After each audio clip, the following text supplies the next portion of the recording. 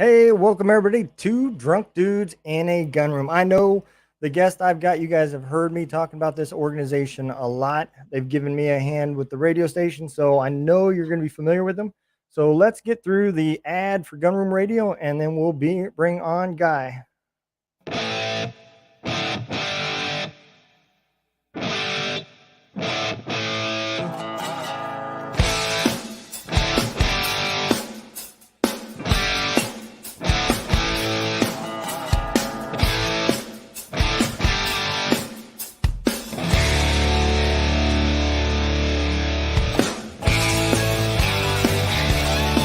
Come listen to the best music in Gun Room Radio.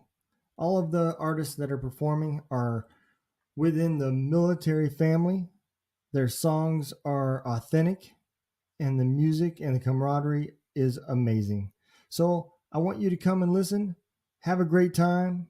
Check us out at gunroomradio.airtime.pro or on Facebook at Gunroom Radio. Hey, all right. I've been looking forward to this show for quite some time, and it's finally came to fruition. So let me bring on Guy from Operation Encore, and let's get into it. Hey, what's going Hey, on, Guy? hey, fine. How are you doing, Donald? Man, I am doing awesome, brother. If it was any better, it'd probably be illegal. Good, good. So I was asking you earlier, since this is two drunk dudes, we are supposed to drink, right? Yeah, that is definitely a good option to take. I always want to follow the rules. So if that's the rule, I mean, it's this is your house. If we're supposed to drink, I will drink. It's See, Friday. yeah, I agree, man. I agree. I got big things going on tomorrow too with the radio station, so it'll be a good weekend to celebrate. What do you got going? Tomorrow, Tim Newton got invited to a fundraiser for a family that has a 9-year-old girl that got cancer, and so they're putting together a little concert, car show, and with the local car club there, and I'm gonna go down there and live stream it for them. So this will be the first radio station's live stream. As a matter of fact, I'm going to be doing Veteran Hour from down there as well. So You're getting quite technical on us here. I'm well. Let's let the jury decide after tomorrow. You're gonna have to get one of those vans, like local news with a satellite dish, and like some Scooby Doo van or Ghostbusters van or something like that, and be like cruising all around the Midwest, live streaming shit all over the place. Yeah, man. So, go ahead and tell everybody a little bit about yourself and give them a background, and then we'll get into the organization, man. Well, so if we had, Shannon Book or some other people here who know me, they would tell you I don't like to talk about myself. So this may be short, but anyway, so I'm on the board of Operation Encore. It's the most fun thing I get to do these days is working with these veteran singer songwriters, very talented musicians, artists. I have to disclose up front to everyone, I am not a veteran. I did not serve in any military branch. I'm the one non-veteran member of our board, so I describe myself as our diversity candidate. But I come from a business background. I retired from a corporate life, and so I have the time and money to pursue what I want to pursue, and this is one of the great things I get to pursue. Yeah, What can I man. tell you about myself? I don't know. What do you want to know? So was your business background in the music industry back then too, or was this a new adventure for you? This is a new adventure. Well, somewhat new adventure. I started playing guitar at age 15, and like a lot of people, played in college bands and did that sort of stuff. And then got off on a corporate career and didn't do much with it for 30 plus years. Um, and wasn't until I retired I started, really songwriting and started a little.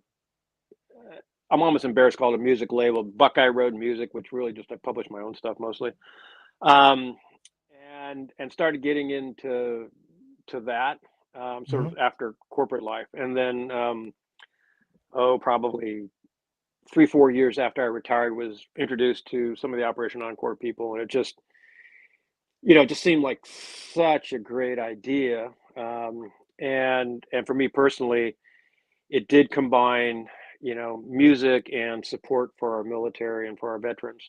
Yeah. Um, and I, just jumped in. I was like, fish in water. So it was great. It's been great. Yeah, man. I actually found out about you guys through Scotty when he came on my show. That's how I discovered Operation Encore and Guitars for Vets. Both of them. I didn't know anything about either one of them, until him. So he was the gatekeeper at that time. Yeah, I mean, Scotty's great. You obviously know you've spent some time with him. He came into Operation Encore probably 3 years ago or so, and he's shooting lights out there in Nashville. I mean, he's a hard working guy. I mean, you Yeah. see him 6 nights or days a week down there on Broadway doing 3 4 hour sets, and banging his guitar with his velcroed pick on his thumb, and just but it's just reps. It's Yeah. just reps, and he's making strides with Black River Music, and Doug Johnson, who's a great guy there at Black River, just an old pro around the industry. He's been mentoring him and helping him out and producing some of his stuff. And the boy's going to make it. I mean, he's going to. I mean, we're going to look back at all this a couple years from now when he's doing stadium tours and go, damn, Yeah. we knew that boy when he was playing for tips. Yeah. Yeah, man. We've said that on this show quite a bit about a lot of these artists. I get it all the time that people are like, man, how come we've never heard of these people?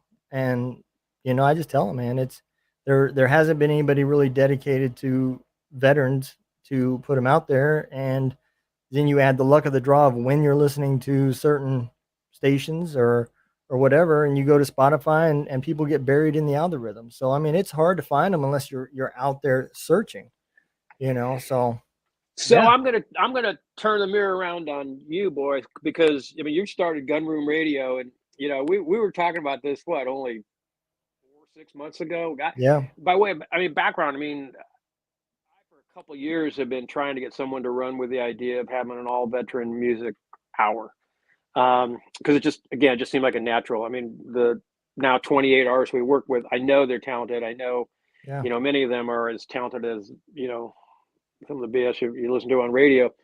Um, and I know from when we do the live shows, there are passionate audiences and people who want to lean in and listen to this music. And so I've been shopping around the idea for a while that the world needs at least a veteran music hour. I mean, like if it was on iHeartRadio or you put it on Sirius, whatever, Yeah.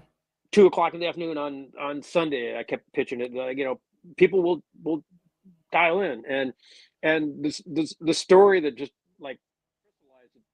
We had a gig up in Boise, Idaho, kind of a save the farms, the local farm thing, and Scotty and Shannon, we put both of them up there, and we put them on stage in front of a bunch of farmers. I mean, it's like a natural. Wasn't a big crowd, but it was a fun gig, and those two guys together are like hilarious. Anyway, afterwards, I took them to a steakhouse kind of down the road, a block and a half, and this is in Caldwell, Idaho, outside of Boise, farm town. And we're sitting down, and this guy comes walking up, and he says, "Are you guys the veterans who were singing on there?" And they go, "Yes, sir." And he just gives them all the thank you for your service and all that stuff.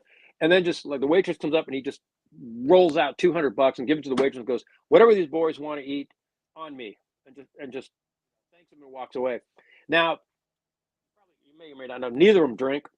So, and this is Boise, Idaho. So a steak is like $28, you know? And so they were having a hard time spending $200. So I think the waitress got $100 tip that night. But point of the story is I'd been pitching this idea of a veteran radio thing, and you ran with it, man. You just got it done. I mean, like within what was it, like a couple 3 weeks after we talked, Yeah. you're like, I'm launching Gunroom Radio. I was like, damn, man, you move fast. And Yeah. it's getting better, and you're getting better artists, and I'm discovering artists on it that people I didn't know. And I listen to it, I stream it, it's great. So anyway, Yeah. to Yeah.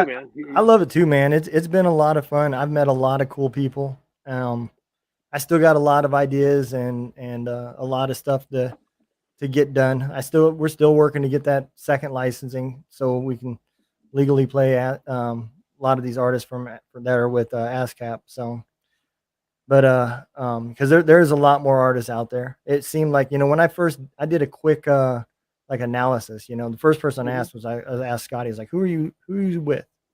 And so he's like, I'm with BMI, and I was like, okay.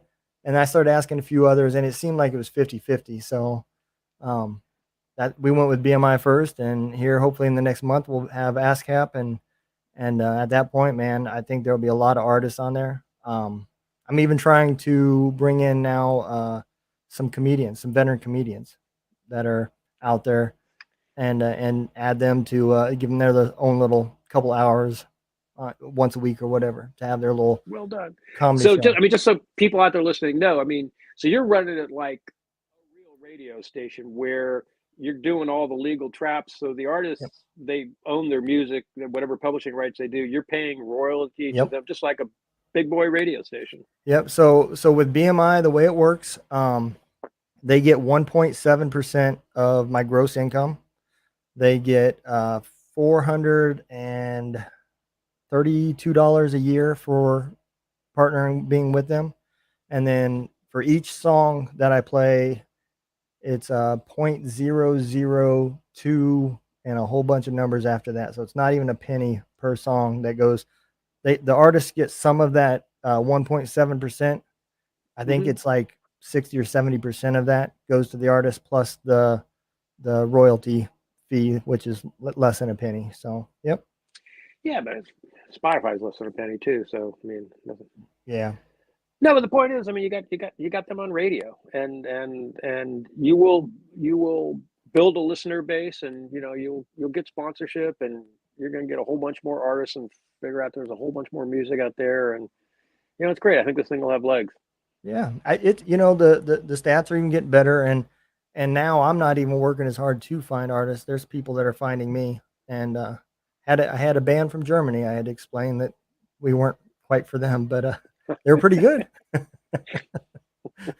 I didn't understand what they were saying, but yeah, they're pretty good. Were they military or they were just a No, band? no, they were just German citizens. Discovered us on the old face web, I guess. That is so cool.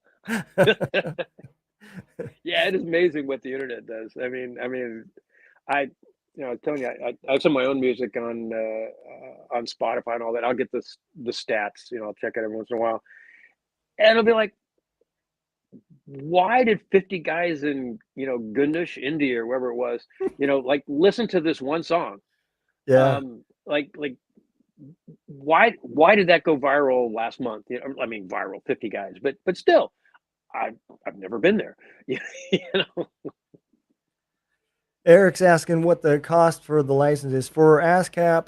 The last time I reached out to him a year, it was actually cheaper than BMI. It was 308 a year, but until I'm actually ready to pay that, I haven't gotten into what all the contract details is. I assume it'll be similar because BMI and ASCAP are really close working together. But it was 308, and I'm sure there's going to be a percentage of my gross income that goes to them too, as well as royalties to the artist as well. So I assume it will be similar, but the upfront cost is 308. So if people out there want to help you build this, are you a 501c3 or you have a donate button, or how does that work? So currently, what I'm doing is I'm trading basically donations for advertisements. So if somebody wanted to advertise, I just let them pick how much they want to pay, and then I subtract so much from every download from my podcast, and $5 a day or so for being on the radio station is what I've been doing. We've got a couple fundraisers out there. I wasn't a big fan of merch stores because it takes a lot of time to put them together, and I just didn't have that time.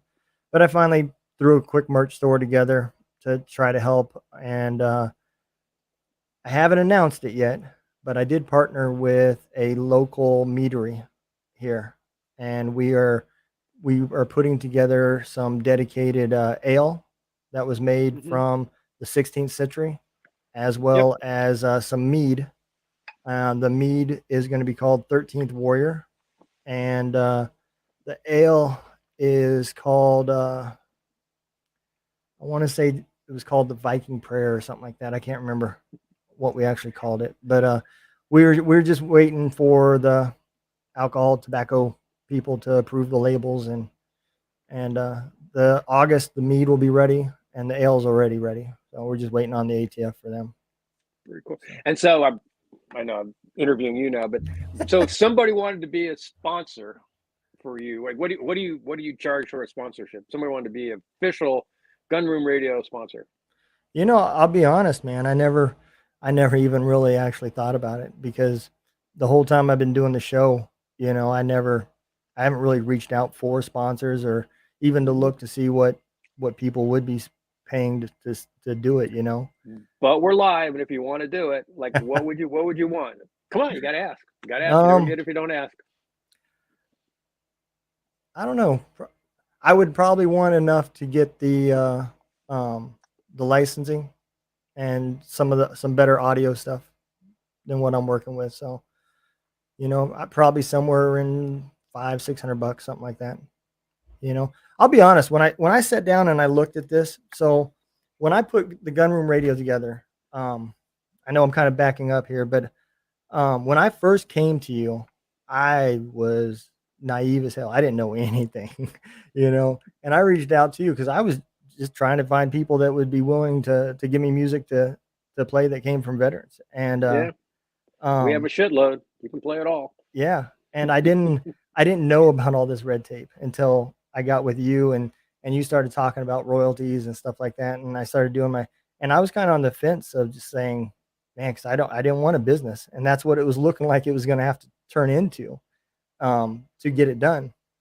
And so, the only thing that kept me going was remembering you saying that there wasn't anybody out there to um yeah, that would definitely cover it there, Eric. That would definitely cover it. Um, but So wait a minute, did you just get that donation, or he's no, just bullshitting you? I think he's just saying $1,500 donation, and to not have to worry. He was telling me what to say is what I think he was saying. No, wait a minute. I want to see if he's actually donating this. We got to dig down here. So come on, type your little fingers. Are you donating this, or are you just putting that out there? He Oh, says I'm helping him. all right, okay. But I remember you saying that nobody would even donate an hour. So I decided to move forward with doing this, and I kind of sat down and looked at um, going through the contracting about how much money I wanted Gunroom Radio to make a year, um, because I didn't want it to be a profitable business, especially because I'm just giving everything I'm making is going to go to BMI, but I wanted the ability to be able to play the music. So I figured if the company made between 3 and 4 thousand a year, that would cover all their fees and the royalties, you know. Um, so that's where I kind of set my goals at, was to kind of hopefully get this into that range, because I knew that would cover, the 39.95 a month for um, the uh, the broadcasting and all the little editing stuff that I've gotten, and any equipment and so forth. Well, then talking with Jason and everything else, I have decided come next year I'm going to apply and make it a 501c. So Okay. um, that is what the plan is moving forward, is next year to go ahead and apply. It's I think me and Jason was talking, it's going to be somewhere around $1,800, something like that, to have a lawyer help me with it. And at that point it'll be better, because everything that I'm doing, I want it to stay. I don't want somebody profiting from this. I have two full-time jobs. I don't need the money for myself. Um, what I do need is some more people that would be willing to DJ, because the direction that I want this to go in Hmm. is I want to get it to where Gunroom Radio is going out and live streaming these guys' events. I would like for it to be for us to have the equipment to go out there and it to look good, look professional for any of the bigger events that they're doing.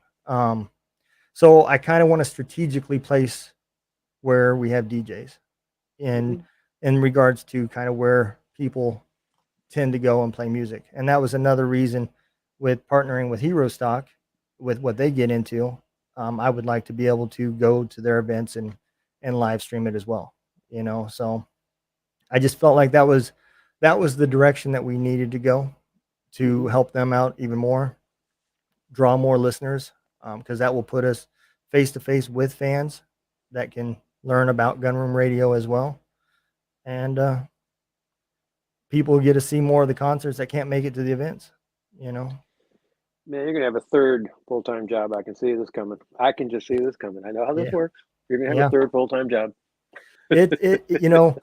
I loved my podcast, but man, since I yeah, he said Miller's Mobile, their sponsor, Miller's Mobile Tax can help. You are right. I don't. Will he drive to Missouri? He's in California, so. But um, I love it, man. I love the podcast. I love talking to people like yourself and learning about their organizations and um, hearing the stories from different veterans. You know, so I've listened to some of the funniest stories. Like with Shannon Book and Oh yeah. man, we talked for I think 45 minutes, and then he had to remind me. He's like, "Hey, you might want to hit record." We hadn't even started the show yet, man. It was awesome. JB Brown, all of them. And then when I learned, I didn't even know what van life was until I met Barbara Sim. Yeah. Yeah, she's still up in Alaska. We gotta figure out how to get her home. Yeah, Um, yeah. I seen her taking some pictures and hanging with some friends. She said, yeah, well, yeah. For those on the podcast, watching to know, but Otz Kilcher, who is another great guy, Vietnam vet, "Yeah, happens to be Jules' father, but also the patriarch of the Kilcher family. That's 10, 11 seasons on the Discovery Channel, Alaska, the Last Frontier. But mhm, anyway, he did some work with us at Operation Encore, did a couple different events with us, and then his dream was to start this Heroes Healing Homestead. He has some homestead land up in Homer, and mhm, he wants to build a retreat for veterans to come up, healing, nature, music, kind of a thing. And so we did a pilot program up there just a couple of weeks ago. We sent 8 of our artists up there. He put the whole thing together. We just sort of shipped our artists up there, and they had a blast. yeah." I I mean, love it I was love the pictures. it was Shannon, it was JB, it was Barbara Sim, people Brandon Mills, Yep. uh, Andrew Wiscombe, Stephen Covell, and Schaefer Mueller. I'm going to forget someone, Rachel Hill, um, but just a great group. But the funny part of the story is you mentioned Barbara, and we flew the artists up there and said, okay, we'll support the event that way. We'll pay your airfare. Well, so Barbara's sitting there at National, and she says, "Well, I want to drive." You know, I'm like, and normally when like if we have artists that rather than fly, it's a short drive. They drive to an event. It's Mhm. 3 hours. I'm just gonna drive my car. We pay them mileage at the statutory or the government rate of 62.5 cents a mile. So I do a quick, MapQuest kind of thing. I'm like, crap, that's a lot of miles. so, Yeah. so I said, Barbara, we'll pay equivalent of airfare. We're not going to pay you mileage. Anyway, so we paid her, half to get up there. I said, "Well, we're not going to pay you the other half, and until you're up there, and you need to come back down." So I'm waiting to see if she actually makes it down. Well, she's got according to her, she's got some stuff booked on her way back to what is it, South Carolina? I think she is where I think she's that's where from. her family's. Yeah, Yeah. actually, coincidentally, I was on or not a podcast. I was on a Zoom call with Otz today, debriefing on the Heroes thing, and yeah, she's up there. She's I guess Otz's sister has a little like RV park, and she's camped out in Otz's sister's RV park and doing gardening and stuff, and playing gigs around Homer, and making gas money, and we'll get her home somehow. She's And a getting wonderful lady, experience. and yeah, doing her trade, playing, Yep. getting reps, playing gigs. It's Yep. great. I love it, man. When she first told me that, I asked her, I said, "Man, do you got a gun?" Yeah. And she said, "I do." And she said, "But that creates another problem." She said, "I'm trying to figure out what do I do with it when I go into Canada? I said, "Oh, that's a good question." Don't ask, don't tell. Yeah, I've never asked the question again, so I don't know what she did. Don't ask that question again because she's got to get home. Yeah, Don't. I think she was talking about because me and her talked about having an FFL send it back to somebody at home or something like that. Is what Yeah, me and her was talking about. But you and I probably both have the same sort of fatherly instincts. He's like, "This is really cool. You're driving around a van." I mean, by the way, she's a Marine. She built the van out herself. Went yeah, down she to Home did. Depot and bought cabinets and stuff. I mean, so she's not a sissy girl, but Nope. I was like, you're at these campgrounds, and sometimes she just camps by a lake somewhere. And I'm like, Yeah, I asked the same question. Do you have a gun? She's like, yeah, I sleep with it pretty close. yeah. I owned a trucking company before I moved here to Missouri, and I did that for 6 years. So I've seen what the roads are like. There's a lot of shady stuff out there. Yeah. But so Anyway, let me ask you this. So just for the people that may not know, let's talk about Operation Encore. What is it that you guys actually do? okay. So we're a nonprofit. Um, Mission statement. We have a couple legs on the stool, if you will. Primary one is to help active duty, veteran, and military spouse singer songwriters with their professional music careers. Okay. Um, the second mission statement of ours is to try to help bridge the communication gap through music that sometimes exists between the veteran community that the 1 or 2% that serve and the 98, 99% who don't, and sometimes the perceptions of who veterans are can get skewed. And there are a number of people out there who sort of look at veterans as either sort of the fat tails of the distribution curve. They either think they're all neo-Nazi gun-toting crazy guys or meth-addled homeless vets, and Yeah, not that there aren't some at those end of the curves, but as you know, there's a lot just kind of in the middle of normal people. yeah, So we try to bring that message. We try to distinguish that we're not a music therapy organization. um, there are other organizations that do that. I think they probably do it pretty well. Um, we're not qualified. I'm certainly not qualified to be a therapist, but you know, um, so we don't do that.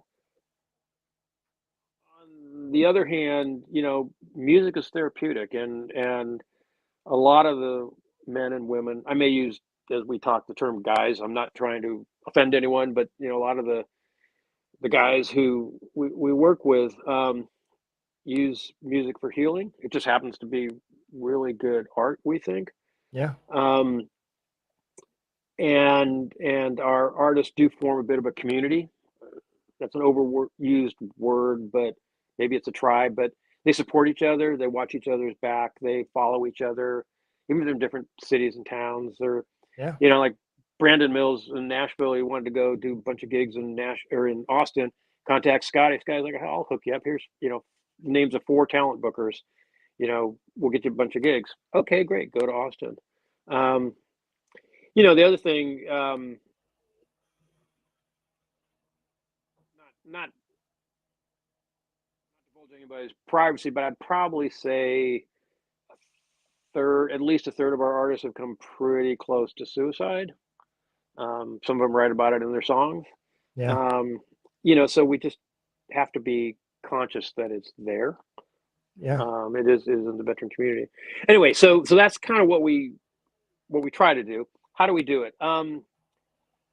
With respect to their professional music careers, I look at our sort of business model, if you will, as we're like the venture capital to their music careers.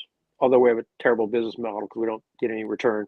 We're nonprofits; we just give them the money. But if you think about it, if a couple smart guys had a great idea, they maybe have a PowerPoint presentation, they want to start a business.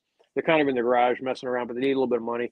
That first bunch of sort of friends and family and first round that helps them get a prototype, helps them get something out in the market, helps them get them a little bit of marketing, get some market feedback, get some momentum to where they can get the next round. And so we're that first bunch of capital. You know, we're not American Idol. We're not going to take them public. We're not going to make them a Right. star. We don't have those connections really. But we're going to try to get them into a position where they can get discovered and can get sort of next level. So what do? When we bring an artist in, we'll, you know, try to get them at least a couple, 3 professionally recorded songs, or more songs if they already have some.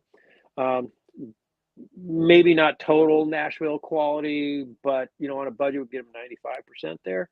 Hmm. With real session musicians, you know, if they don't have it, even if they have a band, probably we're going to get them in with session musicians. Make sure it's out there, and on Spotify, on all the streaming channels. But they've got that. We book them gigs and festivals and stuff like that. We'll pay travel to get them there, to have those opportunities. Try to get it videoed. Build out an electronic press kit for them, so they have a way that we can market them, and that they can market themselves if they don't already have that up, but they can look like a professional. We've done a few music videos for some songs that we really felt needed, the world needed to see. So Stephen Covell's Her Cold Hands, and Shannon's Dear Mom, you know, we funded those videos that Yeah. was just like, the world's got to, we got to get this out. Yeah. So we've done that. I happen to co-host a podcast series we do. We interview artists and, you know, attach that.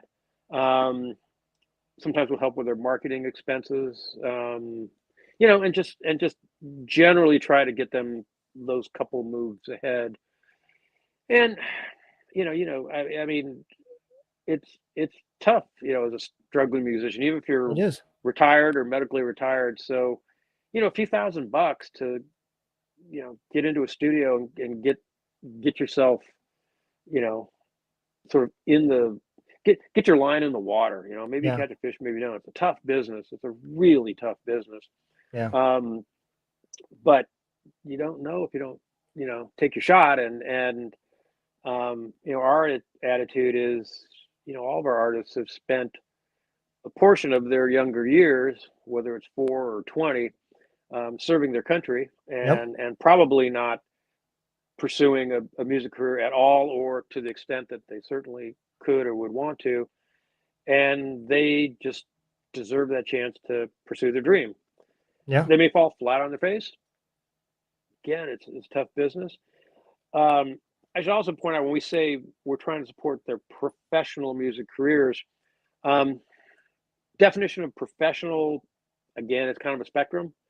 Um, you know, for some, I'll say they have real jobs, they have a family, you know, wife and kids or husband, whatever, and their goals, their ideas, they want to write their music, they want to go play on stage.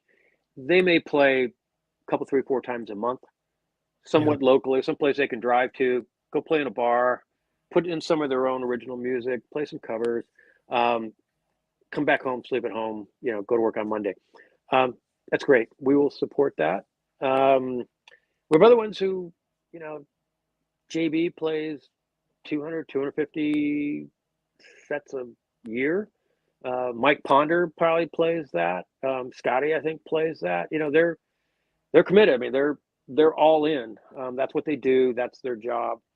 And you know, they're a lot more active. I mean, you know, anytime we have a potential gig, we call them up like, hey, you want to get on a plane, go to Phoenix, Arizona to, you know, play this fundraiser for 22 Jumps, which, by the way, is another great nonprofit. They're just like, yeah, let's go. You know, it's my job. If you'll Yep. pay the airfare, I'll go play. Sure, let's go do it. Yeah, man. So that's a bunch of stuff we do. We have no paid staff, zero paid staff. So the all volunteer board does all the work. So, you know, like you're kind of talking about your thing. I mean, scaling that sort of a business is tougher.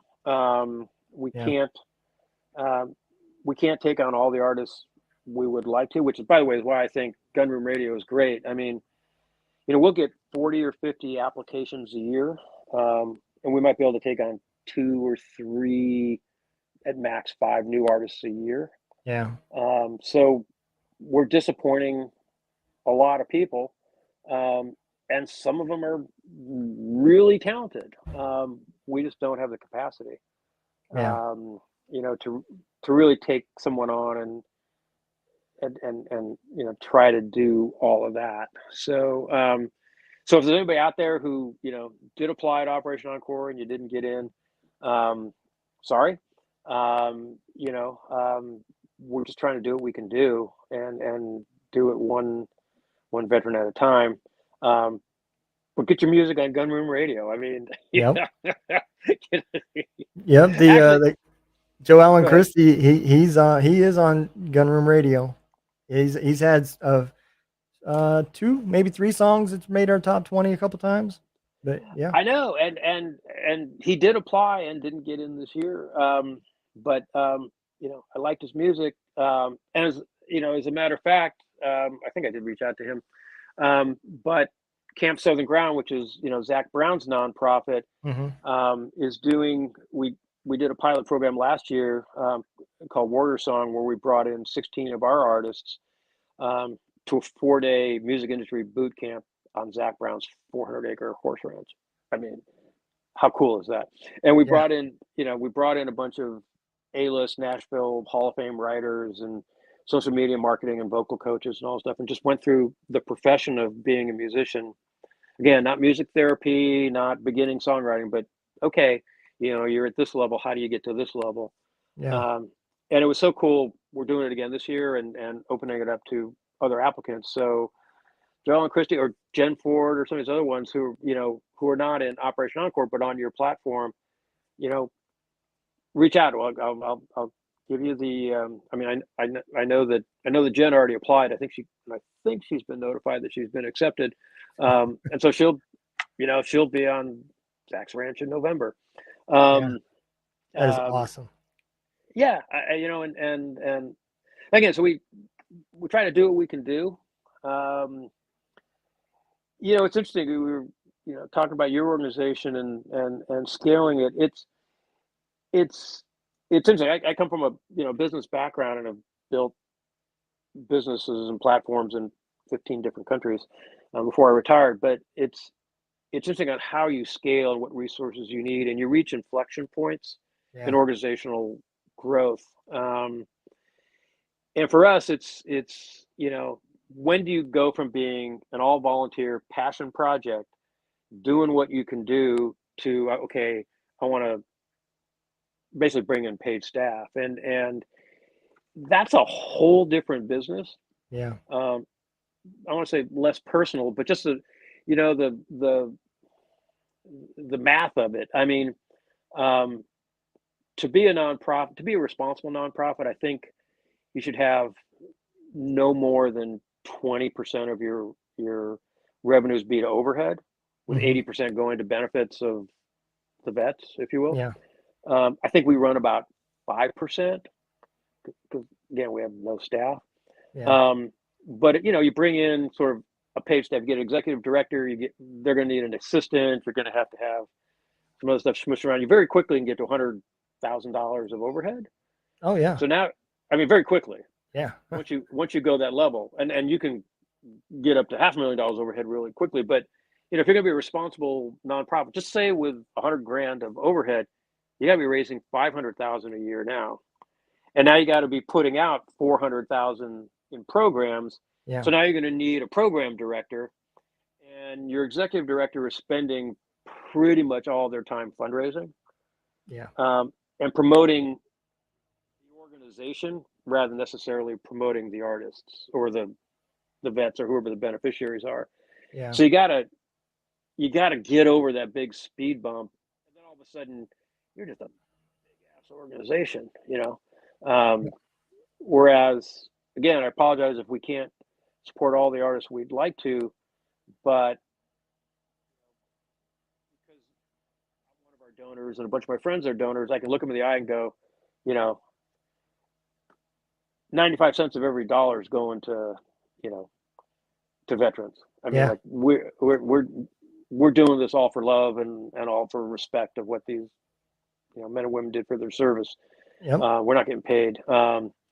And like your organization, when you become a 501c3 or Hero Stock, you know, some of the best work being done out there are being done by these small nonprofits I, that it's just someone's got a passion and they want to help someone, and it's one person at a time. And if you can impact one person's life, or you know, obviously we're talking about veteran suicide, but if you provide an opportunity to save one veteran's life, or one person's life, veteran, but you know, how freaking cool is that? I mean, like, yeah, what else are you going to do? What are you going to do today that's more important than that? yeah, So, absolutely. Hey, so Eric was asking a couple questions here, or no, Brian Roof was. One of the sure. questions he had was, how many veterans are you guys up to? I think you said 48. No, we get a, sorry, I'm pouring myself some more bourbon. We get about 40 to 50 applicants a year. Um, we're up to 28 who have 28. been Okay. accepted. And in fairness, their activity levels are on a curve also. And some of it ebbs and flows a little bit. I mean, we have one, Teresa Bowman, who's really talented, Air Force, um, uh, air battle manager. Um, but she just had a baby, and so she's like probably not going to get on a plane and fly off to a gig this year, right? Right. So that's okay. Um, and the ones we just brought in, so far this year, Derek Stoner, who is 20-year Green Beret in Nashville, that's his job. And then Kate and Cecily Anderson out of Manhattan Beach, California, that's their job. I mean, they're pursuing it every day. Yeah. So you know. But anyway, I mean, that was a long answer to your question.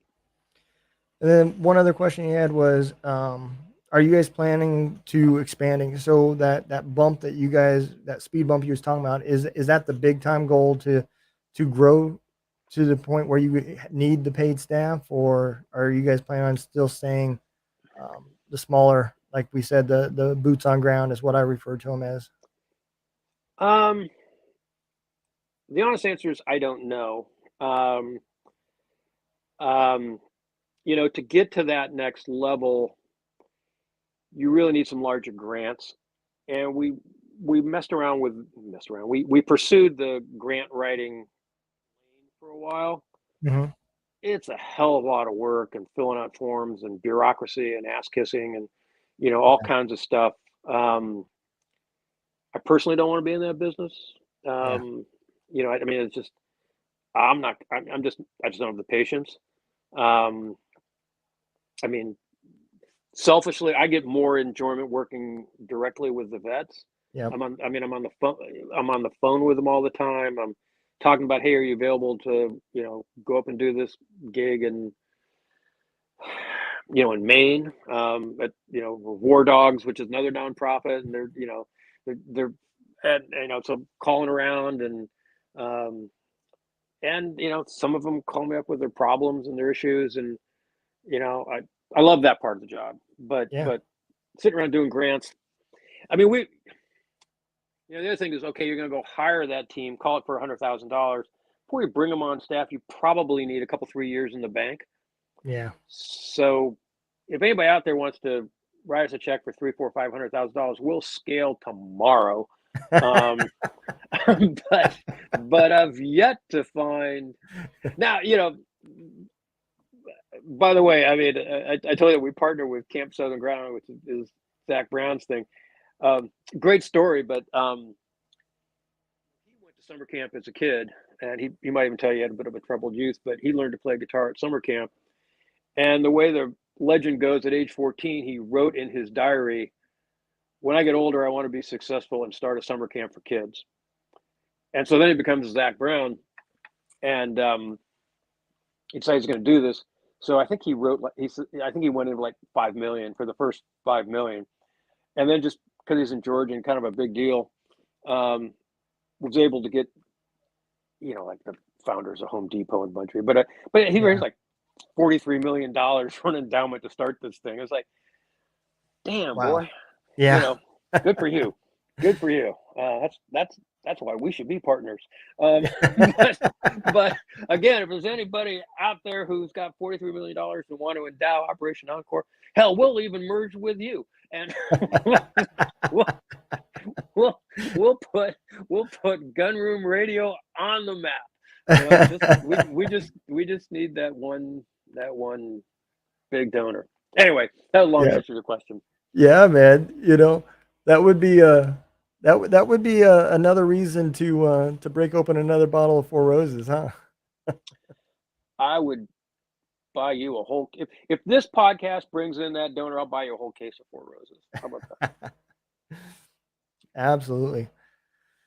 So, um, let me ask you this. How does the application process work for artists? Do they do that through your website, or is there a different way?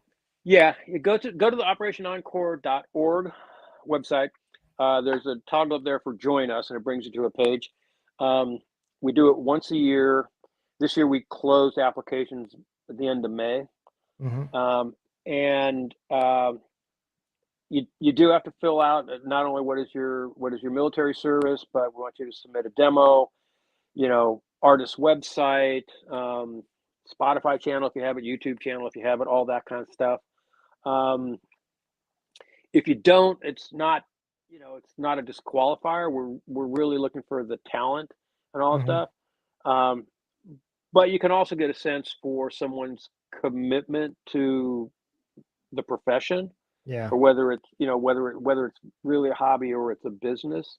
So the more professional you look on the application, it just helps. Um, but um, I mean, I'm a songwriter. I mean, and the other guys on our committee are songwriters. So a really good song, you know, on an Apple phone still can. I mean, like if it's that song, you Yeah. just go, okay, that's someone I want to learn more about. Um, but anyway, we review. We have a committee of five of us. Everybody, we review all the applications. We review everything that's sent in. We'll narrow it down to five or so that we want to interview, and then we'll do Zoom interviews, and just and to be honest, it's kind of a two-way interview. We'll tell you about what we do, and you tell us about what you do, and see if we want to roll together. Um, so, I mean, I will say that as we've grown, and frankly, getting more awareness through the veteran artist community about Operation Encore, and people like Scotty and Shannon and JB and all these guys out there saying, "Hey, these guys are cool." We're getting more applications, and we're frankly getting, I don't want to say higher quality, but we're there's good talent out there, There is. and you know we're just sad we can't work with all of them, but Yeah. again we do what we can do. So Brian was asking how many volunteers you guys have, and I'm going to add to that. Is there a process? If somebody wanted to volunteer to help, if they wanted to be a part of this, is there something that they can do to apply or see if there's a way they can help you? Um, Yeah, being an all volunteer organization, we accept volunteers. Yeah. Yeah. So just be careful what you volunteer for. But yeah. Um, um, so we have the board, which is five of us, and then we have an advisory board. So like the lawyer who helped take us through the 501(c)(3) process pro bono, he's now on our. By the way, you should look into that. You don't need to pay for a lawyer. I mean, there are law firms that do pro bono work, and Okay. you should just find one and ask them. But we found one who and filed the paperwork for it. So that guy's on our advisory board. Lucas Hogue, who is a Nashville guy, professional artist. I mean, he's been there and has been a good mentor. He's on our advisory board. He just took Tyree Woods, who's one of our artists, to a songwriting festival that he sponsored in Belize. Um, so actually we paid his travel, but all expenses once you get there to hang out on the beach in Belize for 5 days with a bunch of Wow. Nashville songwriters and play music, and it was really cool. Um, but then we have other just I'll say events or something, that we'll accept. We need help with. I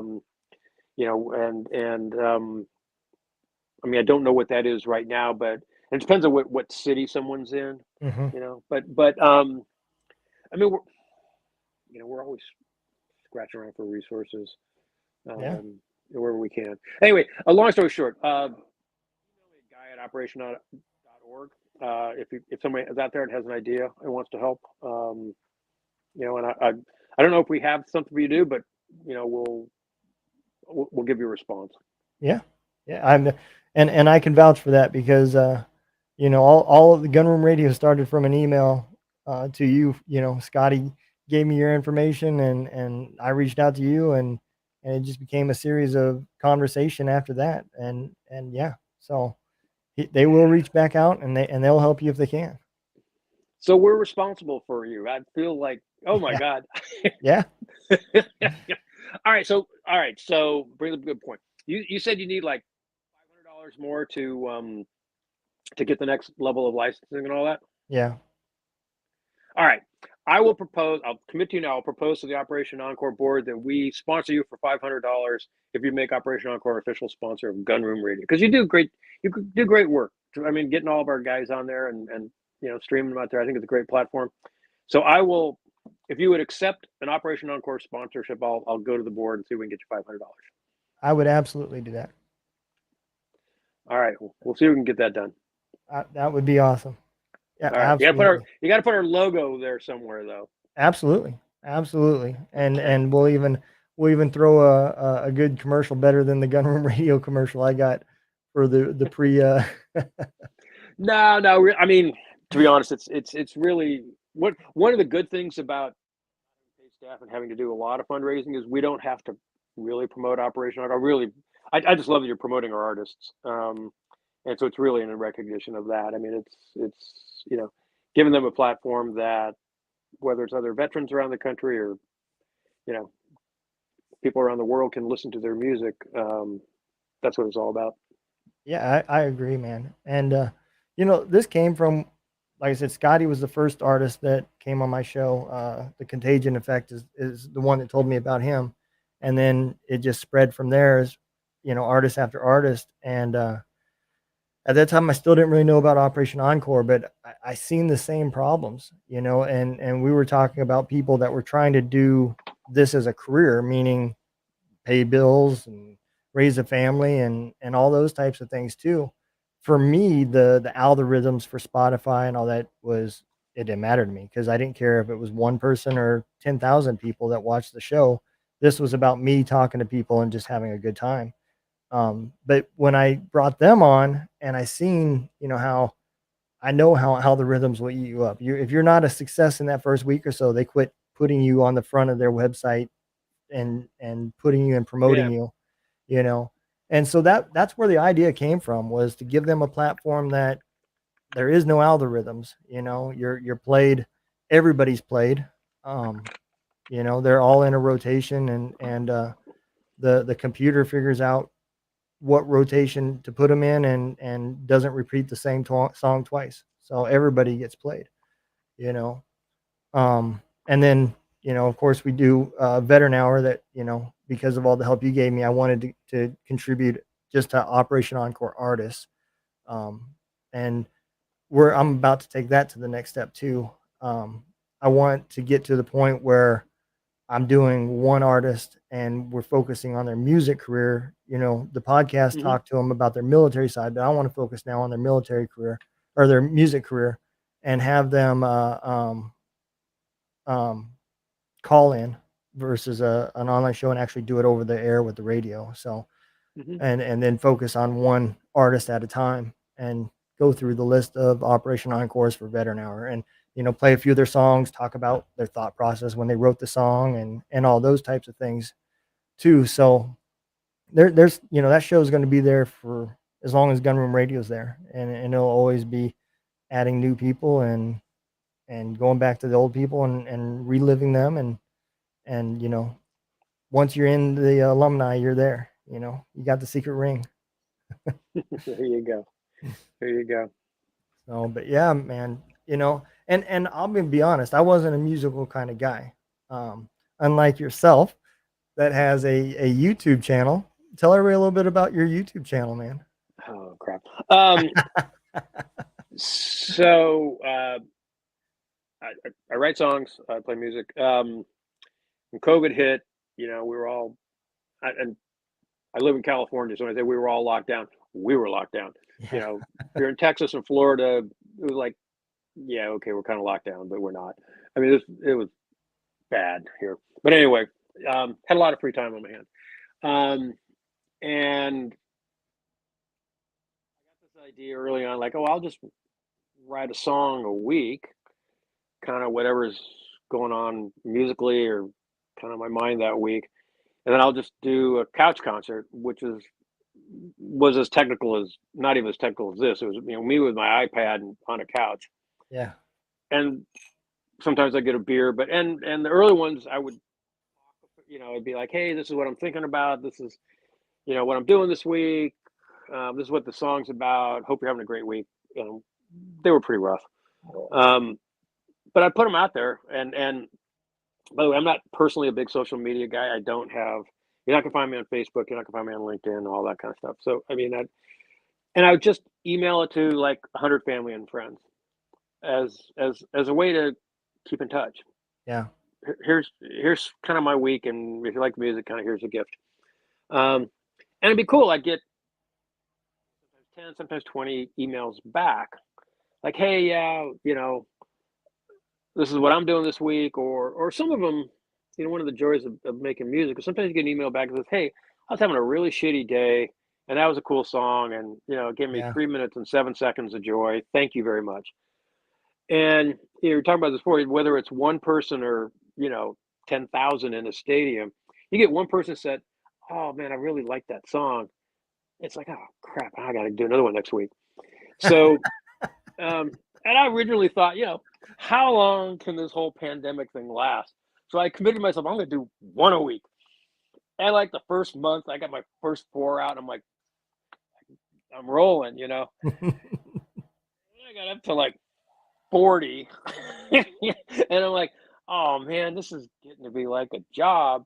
But then somebody else would email me back and say, oh, I really love that song. And like, thank you for giving me joy. I had a shitty week. I'd be like, oh man, I have an audience. And so then I got closer to 2 weeks. I'm like, well, I mean, I got to finish the year. Um, anyway, long story short, I just put out number 71 last week. Um, and when the lockdown sort of subsided a bunch, I mean, myself and everybody else, we had a lot more things to do than a song every week. So I started going more into studio, got a little more professional in how I record, and started bringing in, frankly, other artists and players that I work with and session guys, and like, hey, come on in, sit on the couch, let's play. Um, and so now I do one every month. But it's and I still just send it to you and Matt, Yeah. probably 150 people. I love it, man. Um, I watch it too. Yeah. I love it. that's fun. Anyway, if anybody wants to watch any of them, it's Yahoo. Oh no, I'm sorry. YouTube. It's I think if you try Buckeye Road Music or Couch Concert series, I think you can get it. Yeah. I think it's, yeah. I think that is what it is. Yep. If not, Start with the most recent ones though; they're the better ones. You go to the first ones. It's just me screwing around on a couch with a guitar. But the anyway, if anybody doesn't know, you can reach out to me. I can get you the link and show you where they're at because they are good. Scott or Shannon is the one that told me. He said, "Man," and I was in our podcast when we was talking. He talked about you and your ability to play guitar. He really talked you up about how good you were. he's yeah, he's a good guy. He He is, is a man. good guy. Yeah, You yeah. know, every chance I get, dude, my favorite song, "Dear Mom" is a great song. But the song that he sings that really resonated to me was "Not Alone." I love Yep, it, man. I love that song. yep. I play it every time I'm live, as a matter of fact, Brian Roof, the guy that's been asking you all the questions, Mhm. he is our first actual DJ. He's in California as well, and he has a show on from noon Central to 3 p.m. Central on Monday and Wednesday called Chow Time with Brian, and Mhm. same thing. And yeah, that's the only catch that I have. I tell everybody, if you want to be a DJ, the show is yours. You can use all your creativity, but you have to play the music that's on the station. That's the only, I don't want it to be a talk show, and we're not talking about artists anymore. You're a DJ playing music. Other than And that, do they do that live or is that pre-recorded and then no, you it's live. drop it? It's Okay. live. Yep. So he's on from noon to 3, and man, he is so funny, man. He's a Marine, and like everything he relates to eating crowns, and what's in his sack is a box of 64, and you know he's a great guy, man. And he's put a lot of work into to helping us. He has a podcast called Every Day is a Saturday, and yeah, man, he Cool. wanted to be a part of it. He liked what we were doing and wanted to be a part of it, and it took some work, and we finally got it figured out how other people can log on and have access to their show. So that's the plan, is to get more in other places, and have a, I guess, call them chapters. There you go. There you So, go. but I appreciate, man, everything that you guys are doing. I follow the website. I go back and I reread some of the EPKs and everything from all the artists that's on there, Yeah. especially ones I plan on talking about for that week's episodes for Veteran Hour. And man, I love it. You know, you've had two new ones here recently. They're called Winter's Grain. Um, Wintergreen. Yeah. Yeah. Winter Grain, and Yeah. then Souls Worn Thin. They're the two Yep. newer ones, right? Yep. Yeah. Well, actually, Souls Worn Thin is Stephen Wayne or Stephen Wayne Pate. He's been one of our artists for several years, but Okay. it's interesting. We actually just released our podcast interview with him and got to visit with him a bit, but he is an interesting guy. But he applied, with his sort of solo singer songwriter sort of project, Mm-hmm. and you played his song Sideways, originally, which was one of those great songs. We went, Yeah. this guy has talent, not knowing they had a separate project, Souls Worn Thin, which is a punk rock band. And so he came on, into the group, and then we didn't hear a lot from him for a while because he was working on his punk stuff, Mm-hmm. and separately, I mean, we have a lot of, it's not going to shock you, but we have a lot of country and country rock and Yeah. blues and Americana kind of stuff, and we've been trying to expand genre a little bit, and would have loved to bring him on as a punk rocker, but we didn't even like. We had one, we just didn't know it, and Yeah. so we. I was talking to him, I don't know, a year ago, and he's like, "Oh yeah, we're trying to produce this punk rock or Souls Worn Thin album, and we're scraping together the money." I was like, "What's it going to cost to get you over the line?" And he's like, X. I said, "Well, why didn't you ask for it?" And like he's like, "Well, you would do that for my punk stuff?" And I was like, "Yeah." Um, so he's sort of reconnected, I guess, a little bit with us, or we just learned about his other project and have been supporting that. But Winter Grain is Kate and Cecily Anderson, who Yep. you will, if you interview them, you will enjoy them. I, Um, I've been trying to get with, man. They've been busy. When I was first reached out to them, they were doing that concert, women's something there in Oakland, at and Oakland Alameda, yeah. yep. And so they were real busy, and I didn't know it, but when I was trying to talk to them, they were just invited to an after party, so they were in the middle of that too. So we haven't got the date, but yeah, they're going to come on the show, and um, so is Steven. He's going to come on the show too. And Great. I also seen, I don't know where it went to, but I seen it on Facebook. The Veteran Hour that I was promoting their album. Hmm. Hero Stock and Steven talking. They connected and the conversation went off Facebook, but I'm pretty sure I have an idea what that was about. So Yeah, yeah, they're good. I mean, they I are, mean, man. yeah, I describe Souls Worn Thin as sort of Blondie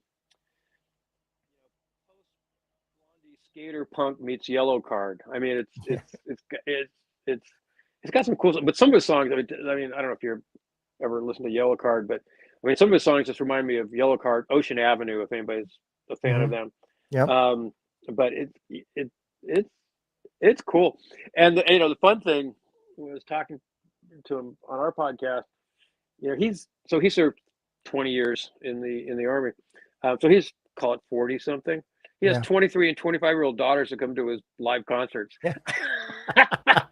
I was like, how cool is that? That is, You, man. you got grown ass daughters that that can drink legally, that like oh, dad's gonna be out there shredding it. We gotta go listen to him go bang out there. Standing in the front row there, somebody goes, "Man, they're good." Yeah, Yeah, it's my yeah, dad. yeah. Yeah, and he'll be like, backstage. He'll be like, "Oh, Steven's got these hot groupies." Like, no, those are my freaking daughters. Leave your hands off me. Yeah. Yeah, absolutely, man. But yeah, they are good, man. I, I didn't find a bad song on that whole album. You know, No, I listened to the whole album before Veteran Hour, and then listened to the whole thing again, going through it on Veteran Hour, and man, I loved it. I did, man. yeah. For those who are out there, it's Souls Worn Thin. The new album's called Treason, and I would recommend like put it on some headphones when you go do a workout. I mean, Yeah. it's it's high energy music, and you'll be like pumping the shit out of stuff.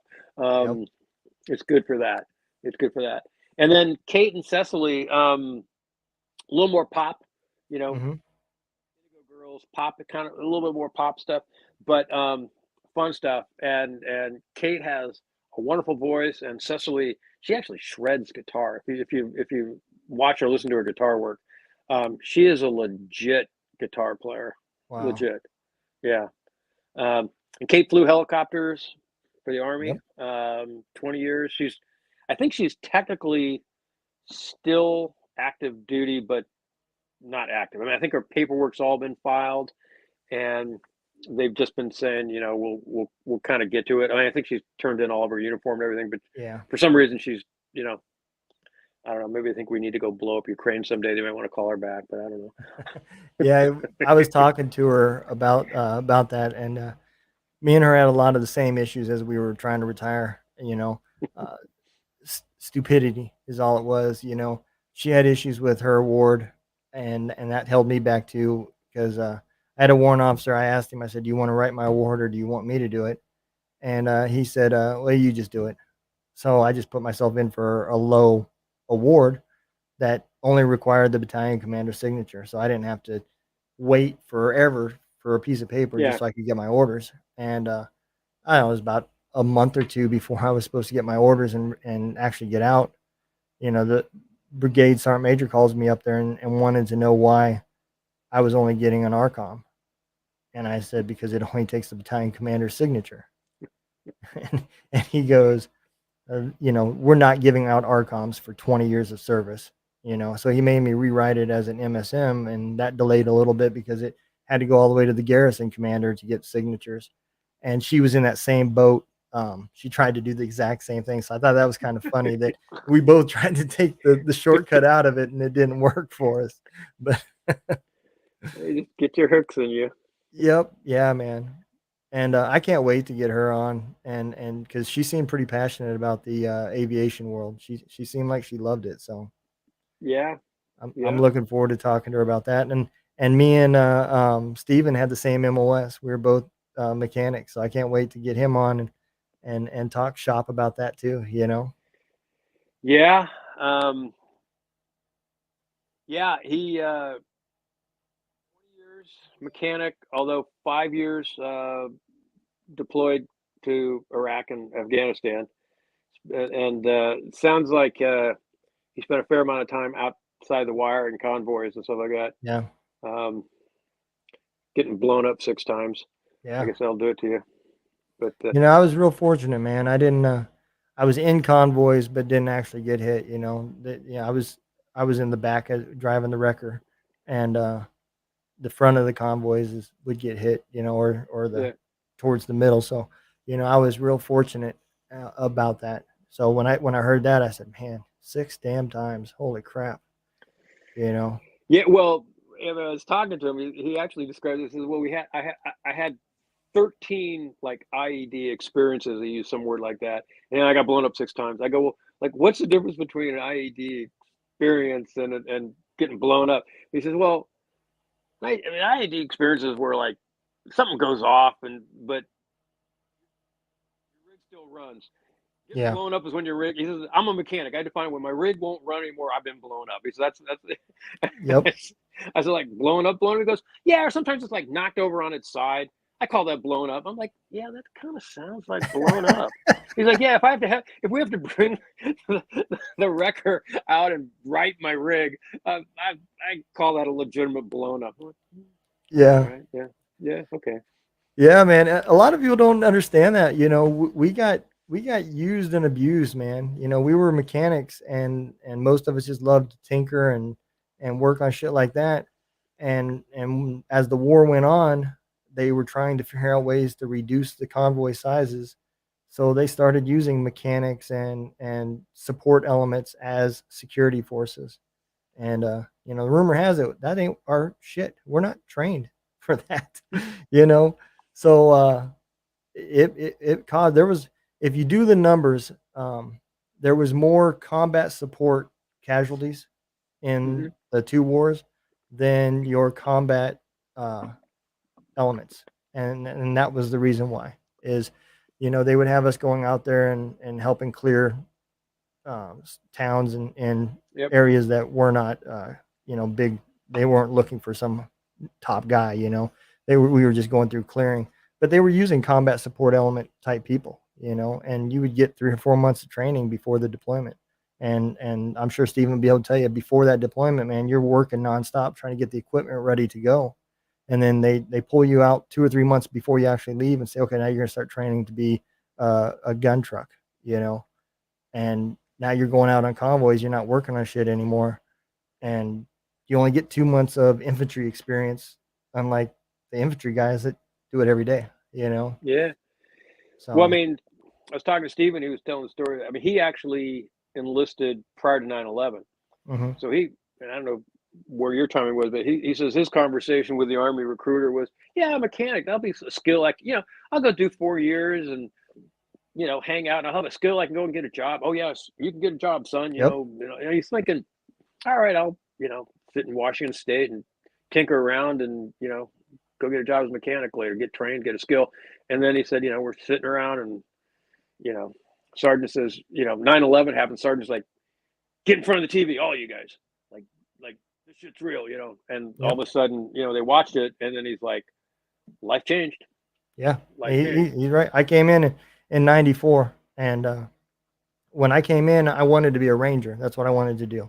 And my dad actually was the one that talked me out of it. And that same exact reason. He said, what are you going to do when you come back as a ranger? You're going to go to Walmart and just put a bunch of shit on your back and walk around?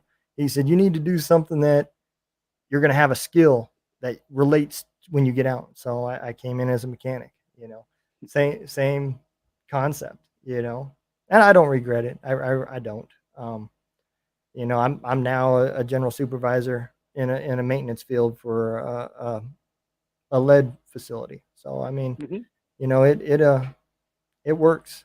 So I don't Yeah. regret it. But Speaking of Rangers, and are you interviewing Derek Stoner? I am August 6th, I think is the date. Yeah. Good for you. Brian Roof is a huge Derek Stoner fan. I already pre-warned him. I told him, I said, I'm just going to let you know there's going to be a guy that's going to be in the crowd. I said, he is a groupie.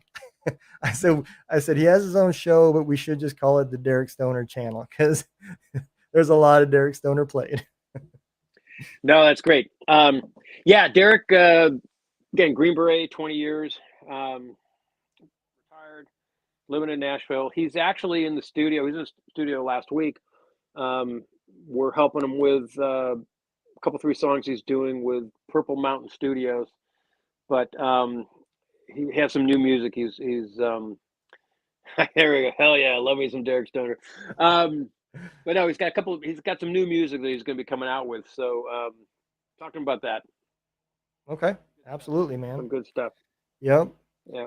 At some point, I'll have to get Scotty back on there too, because I know he's grinding as well. You know, he keeps teasing. You know, he throws a lot of little video clips out there teasing about it. But at some point, man, He has some good material. He's got some great material that you know, he's just kind of working through the channel and trying to figure out the strategy to launch him. So, but I think he'll have a couple singles out, I'm sure, towards the end of the summer, or maybe September-ish. So. yes. You know, a lot of people just don't understand how much work goes into it. I mean, they really don't. You know, I didn't know until the video you guys did with Shannon Book. You know, when he actually broke it down to me, how many times he had to lip sync that song, you know, for just certain cuts. He said we were down there filming for 2 weeks. You know, so yeah, you know, there's a lot of work that goes into it, a lot of behind the scenes stuff that a lot of people just don't think of, you know, because it's a 2-minute video, you know, and that's the way a lot of people look at it. But yeah, there is a lot of work that goes behind it, and just recording music, you know, the editing process, I'm sure, is huge. You know, I edit my own stuff, but it's nothing like what you're talking about for a professional song, you know. Yeah, and when you get to that level too, I mean, you're getting down to like words and notes and stuff Yep. like that, where I mean, a good producer will sweat you, you know, because you want everything to be perfect and perfect to that ear, you know, that sort of golden ear that some of these guys supposedly have.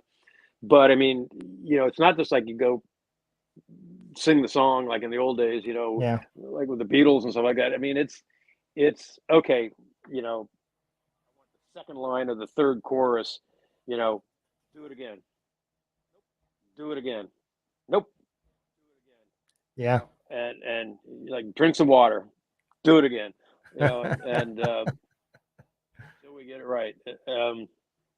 Now, on the other hand, Andrew Wiscombe, who I think you know is another one of our guys who's Yep. you know more of an Americana.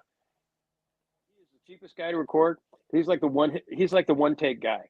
I mean, Really. yeah, he just a, a little bit of his style because it's going to be you know kind of more of a rough back porch sort of a style music Hmm. anyway. You know, it's a little more Americana, so it's not like it's not like you know pop or hip hop or something like that where you're going to really highly produce it. But he'll come in. We record with him sometimes, and you know, I'm a little bit exaggerating, but maybe 2 takes. Um, and he sings the whole song through. We're like, yeah, we'll take the second one versus the first one, but it's not like, you know, let's punch in that word or you know Right. that note or something like that. He just sits down with his guitar and you're like, I love that, Yeah. you know. I love that song, Working Man's Mile. I play that Yeah, too. I love that song, man. yeah, It is it is good, man. He's another one I've reached out to, and we just haven't set a date, man. But he doesn't respond a whole lot. Sometimes I'll get 1 or 2 words back, but yeah. He's somewhat a man of few words. I guess that comes from being a sniper. yeah. That's and I He's tell people that silent. too. I'm like, listen to this song, and then they'll listen to him sing, and I'll go, oh, and by the way, he was a sniper. You would not picture, you know, that voice and him singing in the songs in the genre that he sings as a guy that is shooting people from miles away, you know. So Yeah, yeah. and I've been told he was pretty good at his job. Oh, I'm Um, sure. I'm sure. yeah, but yeah, he was grew up a mountain boy. Yeah. You know, sort of the Wasatch Mountains outside of Salt Lake City. You know, just on a farm.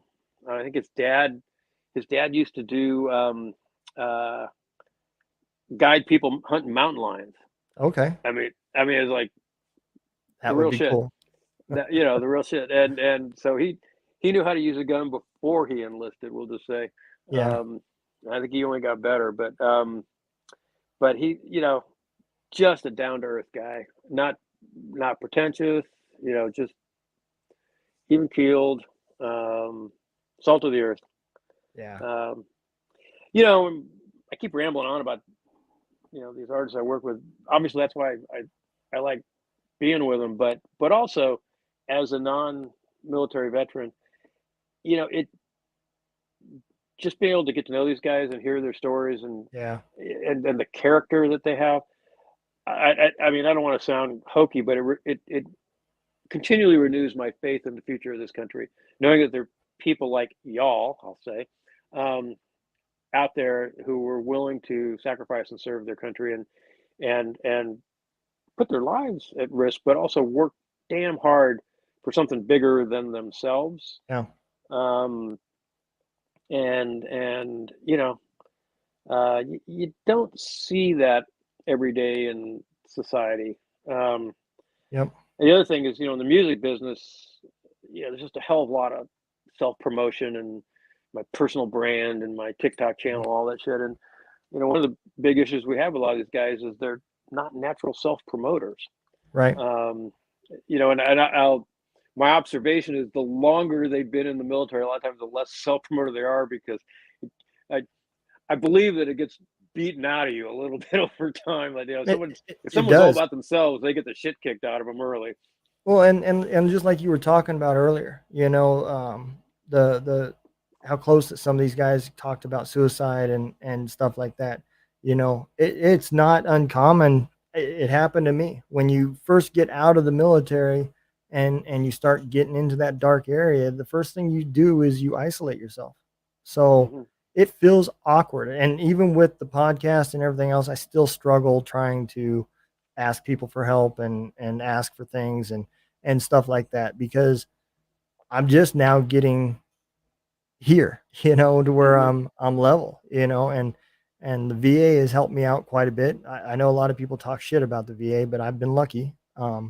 The therapist I went through did good stuff, and so I kind of get that hard promotion, hard to talk and brag about yourself. I mean, hell, even a lot of soldiers, when people come up and say thank you to us, it feels awkward, you know? Hmm. And so I think those two things would probably go hand in hand. Now you got to promote yourself and talk about yourself and interact with people and you know, and it's a whole different environment.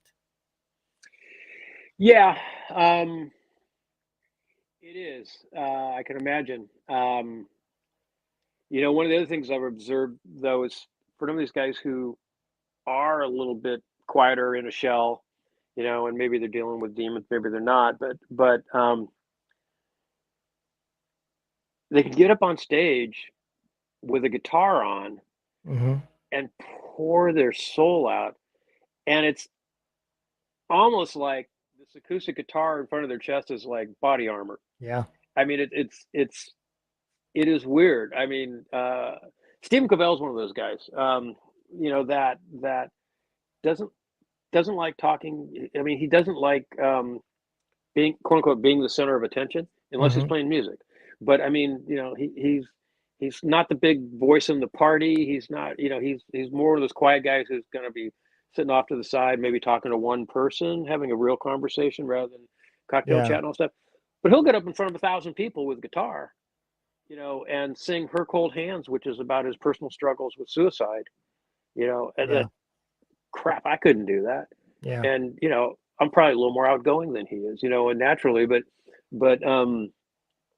you know, it's great, and and you know, it's and he'll look at it as singing that song. I think in his mind is a service to others. He's hoping that it helps others, not it's about him. So when he's Yeah. up there doing it, it's he's not focused on this is about me and I should be nervous. It's about who out there can I connect with.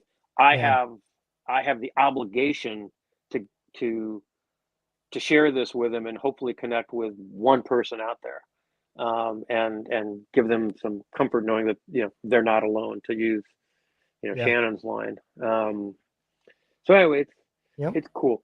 Hey, I also want to mention another organization that you might want to look into: Soldier Songs and Voices. I don't know if you've connected with Okay. them. I have not. I have not heard of them. So they're out of Austin, Texas. Dustin Welch, I think, founded it. There's one by the name of Phoebe Hunt, and her sister Stephanie Hunt work with it a bunch. So they are more on the music therapy side. Um, they bring in people who want to write a song, want to share a song, um, that are maybe not professional, that maybe don't play in front of people, Hmm. um, and it's more geared to that music therapy thing. Not to say they don't have some great musicians who come through there. Actually, Barbara Sim came through that program. Okay. That's how we got introduced to her. And John Standen Evans, who I don't know if you played his music yet, but he's one of our artists in Colorado, and they both went through that program. What Um, was his name? John Evans, his middle name is Standen, No, S I don't. T I don't A think he is E. on the radio. Um, Actually, you know what? He's not, because he's just recording his first Oh, album. okay. Okay. So I mean, he's not out there yet on Spotify, but we'll get him out there by the end of the year. Um, Okay. but the organization does good work. And they set up local or like regional, groups. So Hmm. there'll be a group in Denver, or a group in somewhere in Arkansas, that will get together, whether it's once a month, and maybe it's 6 vets or 10 vets, and bring their guitars and share their songs. Okay. And then they do an annual thing at a guy by the name of Tom McDonough's ranch outside of Austin called, what's it called? TR Ranches, I think it is. But anyway, it's where the Texas Fiddler Festival is held, and Okay. they'll bring everybody in and play music and do all that. Anyway, they're doing good work. But again, more of that, if there's people listening to your podcast like, I'm really not trying to become a big star. I just want to share this music, or I want to learn how to write a little bit better, or I just got a bunch of shit on my mind I got to get out, and I want to Hmm. do it through music. They're a good organization. Okay. I think I got a. I think I know a guy that I might recommend this to. Um, Um, he does play a little bit on our station, and he's now opened up and he's playing on Facebook, and he started his own little music channel. But that's exactly what it is. He's writing songs from his heart and playing songs about his feelings. He's not trying to be a music star or anything. And so I think that might be something he needs to look into because he really loves writing music, man. yeah, and check it out, Soldier Songs and Voices. If you can't get a hold of them, either you or someone contact me, and I'll put you directly in touch with Dustin or Phoebe. Okay. I'll also throw out there that they, just by chance, they seem to have a lot more Vietnam vet era, Hmm. guys who, again, I mean, they're in their whatever late 60s, so they're not like, oh, I'm going to go, do a road show and get out there and tour and all that. They're like, no, I'm I still have stuff I'm dealing with, and I want to put it in a song, or I did put it in a song, and I want to share it. Yeah. Or this is about my buddy who died. I mean, those emotional impacts, as you probably know, they don't go away 45 years later, whatever it is. They're still there. I've been trying for the longest time to get somebody that was in the Vietnam era war to come on the show. And Mhm. I didn't want to talk about events. You know, I wanted to talk about the training tactics that we used back then compared to now, uh, things that we encountered with the enemies, to compare the differences because it comes up on our show quite a bit. People ask, about, um, my uncle was a Vietnam guy. He won't talk about anything, but all you current veterans, man, you're open and you want to talk about everything. And I still feel like the reason for that is because they didn't have a country to come home to that Mhm. welcomed them. That's Mhm. the big difference. They came back and they were spit on, called names, and why would you open up yourself to just have that done to you? Yeah. It was a different atmosphere for us. We didn't have to encounter that. So I do think Well, that's the reason why a lot of them don't talk, you know. I, I I definitely believe that's part of it. I think also, you know, um, today's generation through social media and everything is much less or much more put their stuff out there, much less concerned about privacy. Hmm. I mean, people put shit out on Facebook about themselves that my generation would never Yeah. think. Again, I'm not on Facebook, but I hear about friends and stuff like, oh, they talk about their psychological issues and stuff like that just on their Facebook channel. Yeah. It's like, or put out there, my daughter's thinking about transitioning her sex. Like, I mean, God bless her. If she's, if, I'm not judging that. I'm judging putting that on Facebook. Yeah. What It's like, media are you using to talk about it? Yeah. it's like, anyway, the guys I know who were Vietnam era, they just didn't grow up that way. Yeah. And as you probably know, the outlet was well, you went down to the VFW and you had a couple beers, and Yep. that was your tribe. I mean, you didn't post it for the world to see. And you didn't hear the conversations didn't talk about it back then there either. I mean, they talked, but they didn't, you know, I've never encountered two Vietnam era guys. They might tell some funny stories, but I've never seen them get intimate about problems or things that was bothering them. At least not there. They might away from there privately. But Yeah. yeah, like you said, they didn't put it in the public, you know, and it's unfortunate because the other thing I like about um, the internet, I'm like you. I don't put a lot of my business out there. If it wasn't for the podcast and the radio station and that type of stuff, I probably wouldn't even get on social media. It's not my Hmm. thing either. And but the thing I do like about it is as society has changed and we're rewriting history books and teaching different stories. Shows like this will have their stories out. Once it's on the internet, it's there. It'll be somebody will find it at some point. But people come on these shows and talk about their stories. These are real live events that people lived. This ain't something that was taught in a history book. This is some guy on the ground telling what happened to him. And so that's one thing I do like about the podcast is we're kind of putting our footprint out there about our feelings of the war and what we encountered and the good, the bad, the funny, it's all out there. And I think, who knows, maybe 20 years down the road, um, somebody might see one of these shows and be like, holy crap, I read about that in the history books. This guy's talking about it. And I kind of hope that one day that's the outcome. I'm writing a book now about my encounters and things I did, but I'm writing it for my kids. I want my Hmm. kids to know what happened to me and why things were the way they were and why I was the guy I was and just an explanation that I've never gave them, verbally. So that's another thing that I'm working on. I'm about halfway done, but it's tough. Well, your kids, and probably as important, if not more important, your grandkids, because your grandkids probably won't get to know you you know, Yeah. as an adult, right? I mean, just Yep. the way the math works. But your kids will know you as an adult and maybe have some conversations with your grandkids. Probably, you know, Yep. not as much. And Yeah. so, yeah, being able to put that down on record and have them. I mean, I wish I had more, you know, conversations, knowledge of with my grandfather, which he lived in New York, and I grew up actually outside of St. Louis, um, Kirkwood, Missouri. I know where Kirkwood is. Yeah, it's not too far from here. Yeah, yeah. Um, until junior high, but anyway, so I didn't. I mean, I didn't get to see him much, probably a dozen times in my life. But I mean, I'd love to have a podcast. Somebody had interviewed him for an hour or Yeah, two and have him talk about, immigrating from Italy and working at a butcher shop absolutely. and coming over not speaking the language and just landed in Brooklyn, and I lived his whole life there. I mean, it's fascinating. Yeah. Um, Al Capone was in the neighborhood, and all that stuff. Oh I yeah, bet he had some stories, man.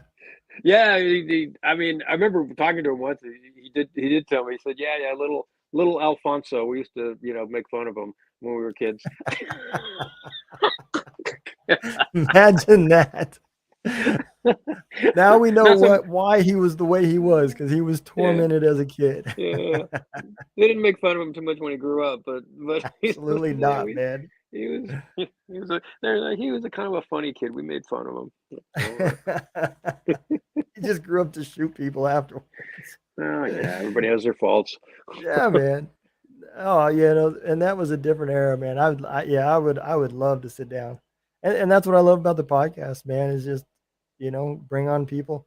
I had it. There's a girl driving around the United States right now in a van called the Cannabus, or it's not a van, it's a bus. It's called the Cannabus, and Sure. it's like tie dyed and painted, and she's just going around trying to get it legalized for veterans for therapy for cannabis. So, man, Hmm. I reached out to her. I'm not personally, it's not my thing, but I had some people ask me about it, so I said, "Well, hell, come on the show, let's talk about it." And she had a fascinating story, you Hmm. know. Yeah, so that's what I love about it, man. You just meet all sorts of people, and there's no agenda. It's just conversation. So, Yeah, it's a the podcast format is great. And by the way, thank you to Joe Rogan for popularizing it yeah, and really yeah, giving it legitimacy. But just the format of, whether it's an hour or a couple hours, whatever, um, of, of being able to just talk yep, and cover subjects and in an adult conversation without, 20-second spin, like, okay, you're on whatever news channel, yeah, cable news, whatever, however you roll. But it's just like, okay, you got to say something that gets clicks and all that bullshit. I mean, I enjoy the format. I hope I the do people too. listening tonight enjoy it. But like with Rogan, I mean, it's he brings in obviously just a wide variety of Yeah. really cool people. Yep, Um, I listen all the time, and, as a matter of fact, a few things I've taken from him, I do all my titles similar to his because I love the way he does it. He just basically says, "This is who's on," and gives a little bit of quick spiel about who they were. There's no mhm. clickbait, no nothing trying to drive traffic. It's, "Tonight I have so and so. He was, an actor, comedy, comedian, podcast host, blah, blah, blah." That's the title, and Yep. and that's how I do mine too because I love that format. Of course, if you have Elon Musk as your guest, you don't have to say a whole bunch. You're just like, we got Elon Musk. Yep. Click. Yep. Turn it on. You are So when right, you man. when you get Elon Musk on this channel, I'll be impressed, and B, I'll just on there and watch. I'm gonna have to ask myself if Elon Musk has gotten to the point where he had to be on my show. Either I've gotten really big or he got really desperate. I don't know which it's gonna be. I would take either, but I'd take either. You know, I mean, that'd be like if you're in a bar and the cutest girl in the bar comes up and hits on you. It's like, okay, yeah, am I really yeah, that good or is she desperate? It don't yeah. It matter. does. I mean, I'm good with either. It doesn't matter Yeah, if you don't even have to answer. We're good. yeah, it's okay. It's Yep, okay. I agree, man. Well, brother, this has been a great time, man. I loved our conversation. I've had down here operationencore.org. People can definitely come over. Whoever that one person is that's going to donate that $300,000 to 400,000, operationencore.org. There's a little button there. You may even reach out, and they might even give you a better way to do it than you know. That way, you won't got to pay the transaction fees and everything. But We'll figure that out. Yeah, and I will talk to our board about becoming sponsors of Gunroom Radio. You're doing a great job, and man, I appreciate that. I know, look, I mean, I know coming from talking to our artists, they're like, "Oh, this is so freaking cool! I'm on a radio station."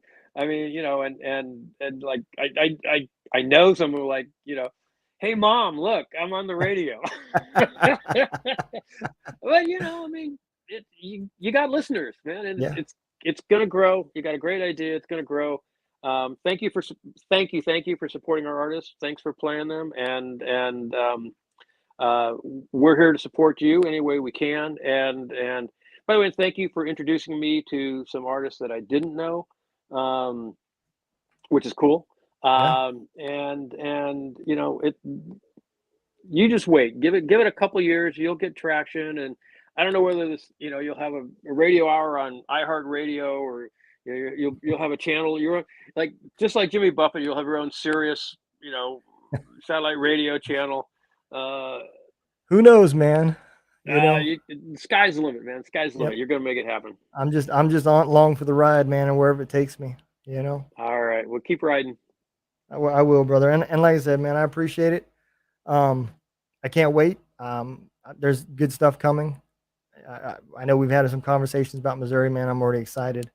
So Yeah, we're gonna make some big stuff happen, man. And I know you guys are behind the scenes just grinding. So it's awesome. we do what we can. We do what we can.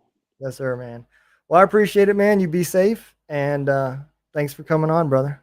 All right, you have a great rest of your Friday night and great weekend. And thanks for having us. And to everybody who's out there listening, make music. It's great. Or listen Awesome, to it. man. That's great too. Awesome.